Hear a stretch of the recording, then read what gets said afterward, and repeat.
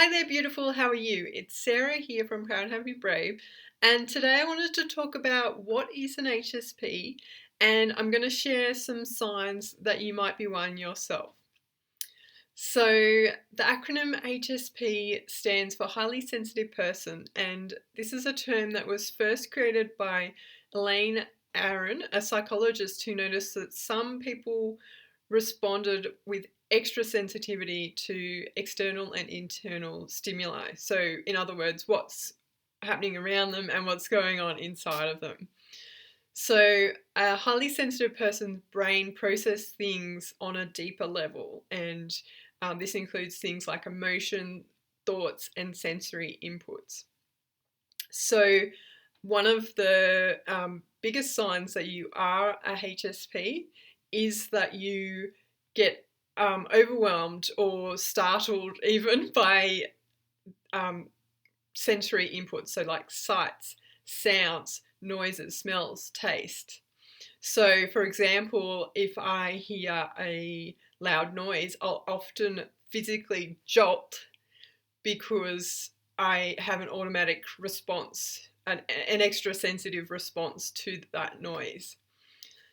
So, and you can be sensitive, particularly sensitive to one of these or several of these, or you don't have to be sensitive to all of these to be classified as a HSP, because I most definitely am a HSP, but I don't feel like my taste, for instance, is particularly sensitive. So there can be some differences as to what you are sensitive with and what you aren't. Another sign that you might be a HSP is that you get overwhelmed easily when you feel busy or stressed, and you kind of feel like you've got too much on your plate. You might even just shut down and be like, no, nothing's happening, not doing anything, because you've got too much kind of overloading your senses that, you want to shut down. You might feel things really deeply. So you might have been called sensitive as a kid, and you might take things really personally. I feel like a lot of us, do to a degree, take things personally, but you might have really taken it on board as kind of gospel and really mulled over it and kept on thinking about it. And yeah, that can definitely be a sign that you're highly sensitive. You might also feel the need to withdraw from crowds, and if there's lots going on around you. So, same as if you're feeling busy and stressed, like it's just too much for you to deal with. So, you want to go and hide, you want to like kind of reduce that, and you just might feel like you can't deal with all of that. And that can be a good sign that you are highly sensitive. And also, you might be highly in tuned to other people's emotions. So, you might be able to pick up immediately how someone is feeling, what their mood is, and you might even feel that as if they're your own emotions. So, that's, I think, to an extent, that's not all HSPs like feel other people's feelings for themselves, but it can be a sign of that you are HSP. So what does this all mean? Why does this happen? Why do we have this extra sensitivity? Elaine has found that it's because our brains are wired a little bit differently. And there are actually some studies that have also shown it could be genetic.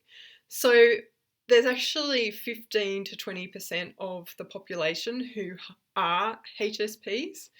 So you're not, you're not completely different. It's just means that, we process things a little bit differently, a little bit more sensitively and a bit more deeply. So this means that it's something that can't be changed, but that's not necessarily a bad thing. I mean, I know when I first found out that I was a HSP, I actually burst into tears because I didn't want to be different. I felt like I had enough struggles. I already felt like I was a bit different, probably because of some of these HSP tendencies. And yeah, so it was kind of like, no, I don't want to deal with this. But I have since learned that it's actually something that is really valuable and can really be a superpower. And when you embrace your HSP tendencies, you can pick up on a lot of things that other people can't because you are extra sensitive. So you can be really conscious of other people around you, what's going on around you. You might have really good attention to detail. And you might be able to tap into really strong emotions and all of these things that can actually help you really succeed in life. So, there's certain careers that HSPs can really thrive in. So, like counselors and coaches, because you can sense what people are feeling. So, you can be really thoughtful about what you ask, what you say, and how you interact with other people. If you could be really creative, so you might want to be an artist or a writer because you can really tap into those strong emotions and help other people to see and feel that through your work. You might want to be a researcher or a proofreader or an editor because you've got really good attention to detail. So it also helps you in your day-to-day life too. You can be wonderfully kind and thoughtful with others, so your partner and your friends, because you're more aware of how your actions affect others. And I feel like this one is super powerful because it helps you to have, really strong relationships. I know a lot of my friends will come to me and, talk to me about things that are going on that they feel like they can't talk to other people about, but they know that I'll be sensitive to that. And so that really honors me, that they do that. And just in general too, I feel like there's a lot of people out there who are kind of in this dog eat dog mindset and every man for himself and doesn't, like, I'm the only one who matters, no one else matters. It kind of feels like they're ready to walk on everyone else to get to what they want. And I feel that like that's really sad. Like, I'm always saying treat others as you wish to be treated, and I think HSPs really can tap into that, and they can bring more of that to life, and they can bring more love and care to the world. And I think that is so needed. Like, I really feel that that's actually one of my responsibilities in my life, is to help bring that caring and loving and more positive energy to the world, because it feels like there's a lot of negative energy, and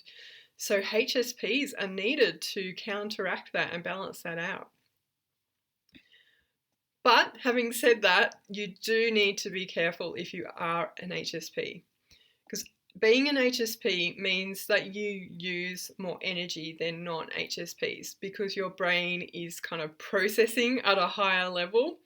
I can't remember who said it, but I heard someone say that it's like you're a computer and you're running 20% harder than the other computers and all of that, because you're kind of dealing with these extra details and you're sensing things on a higher level, so it's like you're running 20% harder.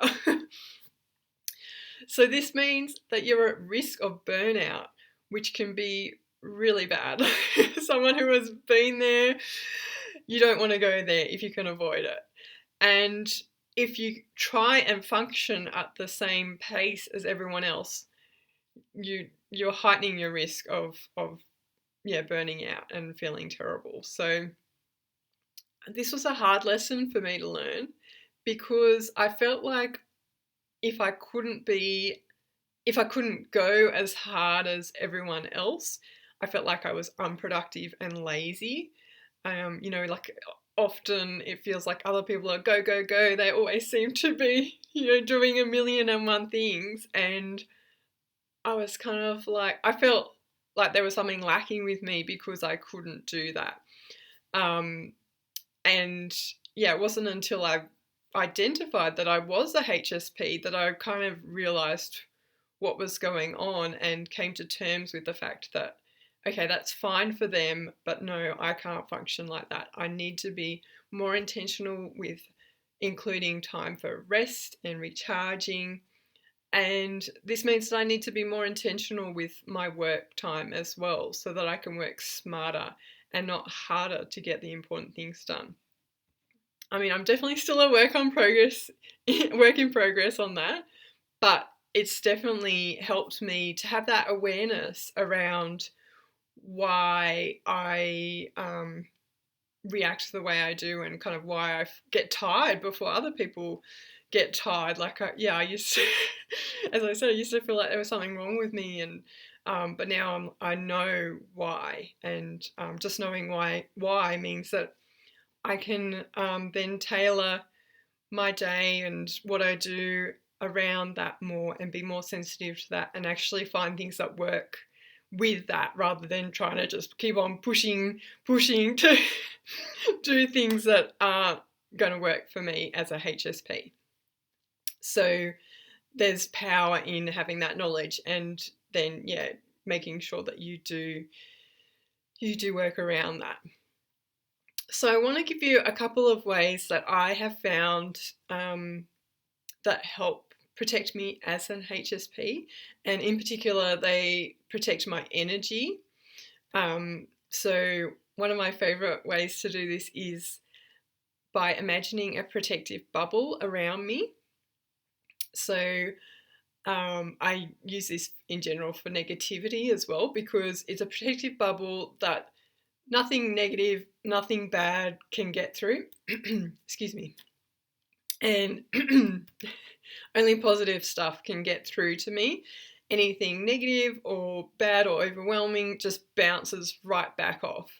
And it's funny because it's just like, it's a bit woo-woo because I'm just imagining this bubble, but I have found it to be really effective, and it just makes me intentional about not allowing that negativity in.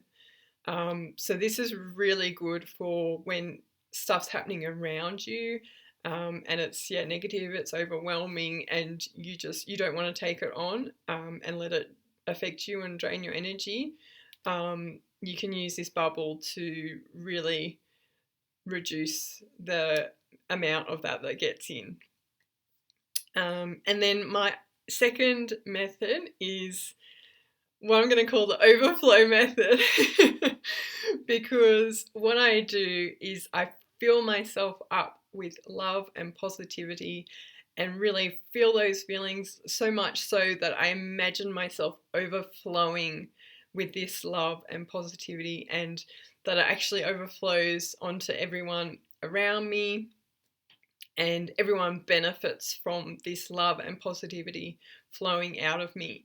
And this really gives me a really good boost in my mood, in my energy, and it feels kind of strange that it would, because when you think about giving, like that feels like it would be draining, right?